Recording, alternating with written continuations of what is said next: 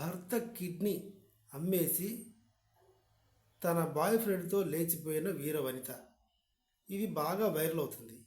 ఎక్కడ జరిగింది, ఎలా జరిగింది, అమ్మేసి అనగానే పుసుక్కున ఎలా అమ్మేశాడు ఈ ఎడ్డిగొర్రె? వివరాల్లోకి వెళ్దాం. హౌరా డిస్టిక్, కోల్కతాకి దగ్గరలో, వెస్ట్ బెంగాల్. ఆల్రెడీ కూతురు కూడా ఉన్న ఈ వీర వనితకి ఆన్లైన్లో ఒక వ్యక్తి పరిచయం అయ్యాడు. ఆయన పెయింటర్, అంటే గోడలకి ఇళ్ళకి వాటికి పెయింటింగ్లు వేస్తూ ఉంటాడు. ఈమెకు సున్నం వేశాడు.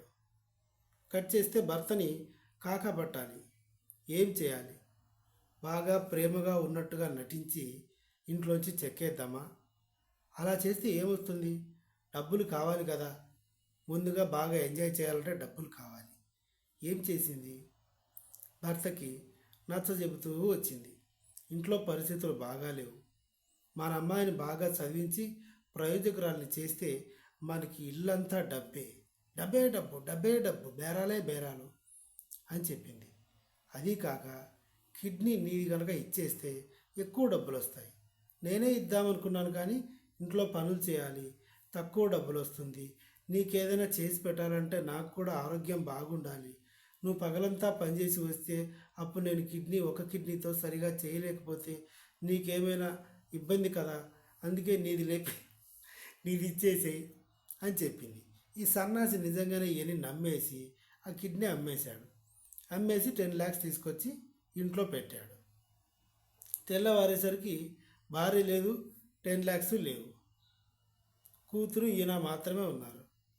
పోలీస్ కంప్లైంట్ ఇస్తే వాళ్ళ పక్క బజార్లో ఉన్న ఒక పెయింటర్ కూడా కనిపించట్లేదు అని తేలింది. తర్వాత ట్రేస్ చేస్తే, ఫోన్ నెంబర్ ఆధారంగా ట్రేస్ చేస్తే ఆ పెయింటరు, ఈడి పెళ్ళాము, 10 లక్షలు, ముగ్గురు ఒకే చోట ఉన్నారు.